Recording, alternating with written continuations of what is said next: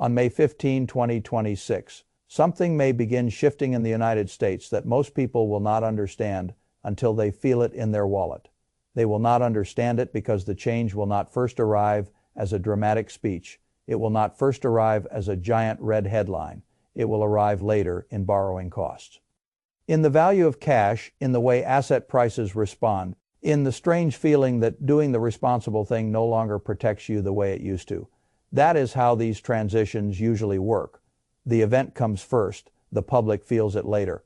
And by the time the public feels it, the people who understood the structure early have already adjusted.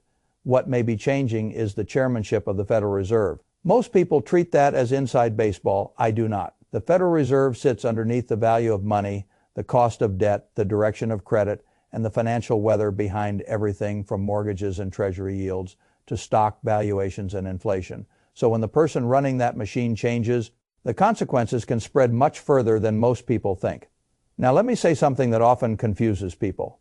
The Federal Reserve is called federal, but it is not under direct day-to-day command of the White House the way ordinary people imagine. A president can complain, a president can pressure, a president can wish, but he cannot simply walk in and fire the chair because he does not like the rate path. That is why so much tension built around Jerome Powell. The argument was public, the authority was not. But a term expiration changes the picture. And when that seat opens, the person coming in can bring a very different agenda. That is why this matters. If a new chair arrives with a plan aimed not at paying off the debt honestly, but at making the debt easier to carry through lower real rates and a softer dollar over time, then what people call policy becomes something else entirely. A transfer, a quiet transfer from savers to debtors, from cash holders to asset owners, from people who think they are safe to people who are positioned on the right side of inflation. That is the frame I want you to hold in your mind. Before you understand the plan, you have to understand the problem. The United States now carries more than $39 trillion of national debt. At some point, numbers like that stop feeling real to people. They become too large to emotionally process. So let me simplify it. The government has one true recurring source of income, tax dollars, and one of its fastest growing major expenses is interest on debt already accumulated. Not schools, not roads, not defense interest. More than $1 trillion a year is now moving toward interest expense alone. That means more and more of the tax base is being consumed not to improve the future, but to carry the weight of the past. That is what a debt trap looks like when it is large enough to hide in plain sight. Now, most people instinctively assume that the way out of a debt problem is to pay down the debt. That is how families think. That is not how states behave once the numbers become politically and mathematically too large. Governments do not usually solve impossible debt burdens through discipline. They solve them through some combination of inflation, repression, financial engineering, and rule changes that slowly reduce the real value of what they owe. That is what history shows. And if you want to understand the rhyme, you have to go back to the 1940s. After the Great Depression and World War II, the debt burden in the United States exploded relative to the size of the economy. Debt to GDP moved above 100%. That was a debt problem. But here is the crucial point. The United States did not solve it by becoming saintly. It did not simply write checks until the burden disappeared. What happened instead was that the economy grew faster than the debt burden, while inflation and interest rate policy quietly changed the real meaning of the debt. That process is what people call financial repression. The phrase sounds technical. The reality is very simple. The government and central bank keep rates artificially low relative to inflation and create a system where institutions are encouraged or pressured to hold government debt anyway. That lets the state borrow cheaply. It lets inflation eat away at the real burden. And it punishes savers who thought they were behaving responsibly. That is the mechanism. If inflation runs at 5% and the saver earns 2%, the saver is losing purchasing power even while the bank statement rises slightly. If the government is borrowing near or below the inflation rate, then the government is effectively being subsidized by those same savers and institutions. That is why repression works. It is not honest repayment, it is a slow transfer. Back in the 1940s, 1950s, and 1960s. The structure supported that transfer very effectively. Rates were held low. The financial system was guided toward government debt. Nominal growth expanded. The burden looked more manageable, and the saver paid a quiet price. Now compare that to the present. The debt to GDP burden is not small. It is worse than the post-war starting problem by many measures, and that means the policy regime matters immensely. But here's where today becomes even trickier than the old period. Back then, a lot of government borrowing was locked in over long maturities. 10 years, 20 years, 30 years. Today, much more of the debt structure is shorter. That means the government behaves more like a homeowner with an enormous adjustable rate mortgage. If rates stay high, the burden becomes painful quickly. If rates fall, the burden becomes easier to carry quickly. That is why the pressure to cut rates is so intense. Not just because growth feels weak, because the debt machine itself needs lower rates. This is where a new Fed chair becomes important. If Kevin Warsh arrives with the kind of plan being discussed, then the broad outline is straightforward. First, lower rates. Second, shrink the balance sheet. Third, lean on productivity gains, especially from AI, to help contain inflationary fallout. That sounds cleaner than it is. Let us start with the first part. Cut rates. You do not need to be a genius to understand why politicians want lower rates. Lower rates make debt cheaper. Lower rates help refinancing. Lower rates support asset prices. Lower rates can make the economy feel better in the short run. And if inflation is running above the policy rate, then you are back inside the territory of financial repression. The state borrows more cheaply. The real value of the debt erodes. The saver in cash or low-yielding products gets quietly squeezed. That is the first leg of the plan. The second part is reducing the Fed's balance sheet. Now this is where people hear something disciplined and assume the whole strategy must be benign. The Fed owns enormous quantities of treasuries and related assets because when the system needed support, it printed money and bought them. That is what balance sheet expansion really is. New money created. Debt-absorbed markets stabilized. If the Fed now wants to shrink that balance sheet, it means some of those assets need to leave Fed hands and move back toward the private market. In theory, that sounds anti-inflationary because some liquidity is being withdrawn. But there is a second consequence.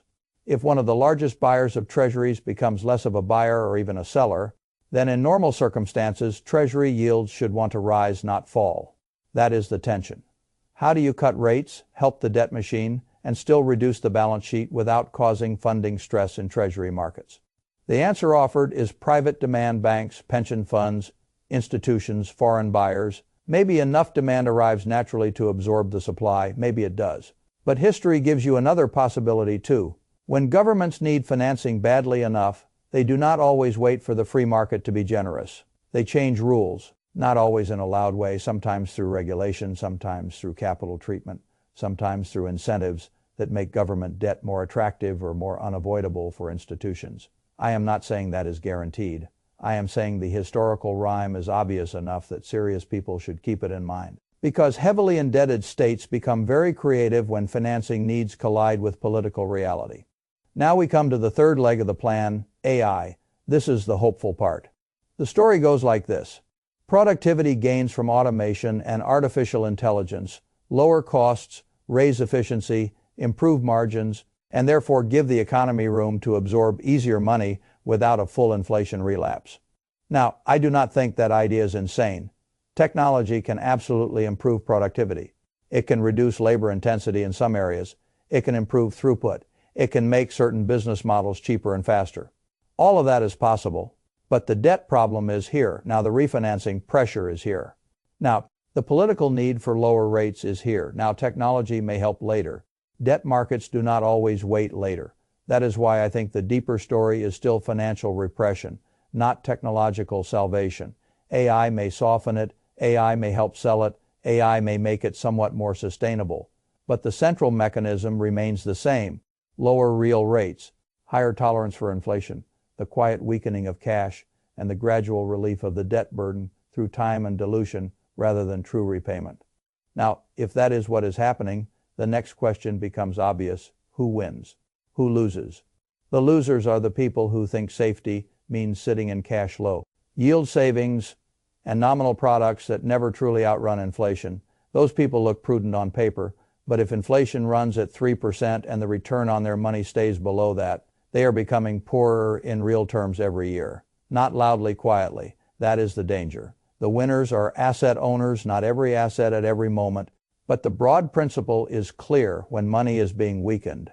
Things that can reprice tend to benefit. Stocks can benefit, real estate can benefit, gold can benefit, Bitcoin can benefit in its own way. Businesses with pricing power can benefit. Hard assets can benefit. The point is not that one magic asset always wins. The point is that ownership is the correct side of the line. Passive saving in weakened paper is usually the wrong side of the line. That is the lesson people miss. Inflation makes asset owners richer faster than it helps wage earners and savers. Because wages usually lag, cash always lags, and scarce assets eventually adjust. That is why I keep coming back to the same simple conclusion. You have to convert part of your paycheck into assets. Not when conditions feel perfect, not after everything is already repriced, not after the public finally understands what is happening. Now, that does not mean you become reckless. It means you stop pretending that keeping everything in cash is the responsible default when the system itself is built to erode cash slowly during debt-heavy periods. Now, I want to be honest about something else. This does not mean markets only go up. They do not. Financial repression periods can still include recessions, bear markets, ugly drawdowns, and sharp corrections. That is not the point.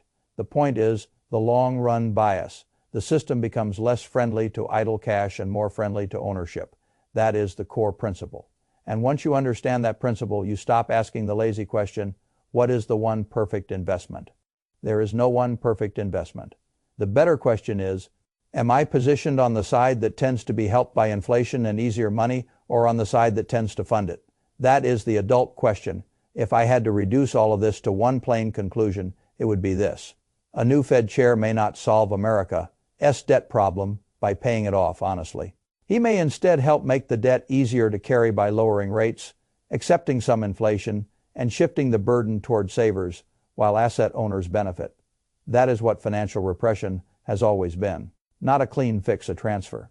And if that transfer is coming again in modern form, then the greatest mistake an ordinary person can make is to sit still in the exact kind of financial position designed to absorb the pain. Because when the policy shift begins, most people will not hear about it first from the Federal Reserve. They will hear about it later from their cost of living, their savings yield, and the strange feeling that doing everything right no longer seems to get them ahead. That is when they will finally start asking what changed. The truth is, by then, it may have changed quite a while earlier. That is why I prefer to understand it before the wallet does.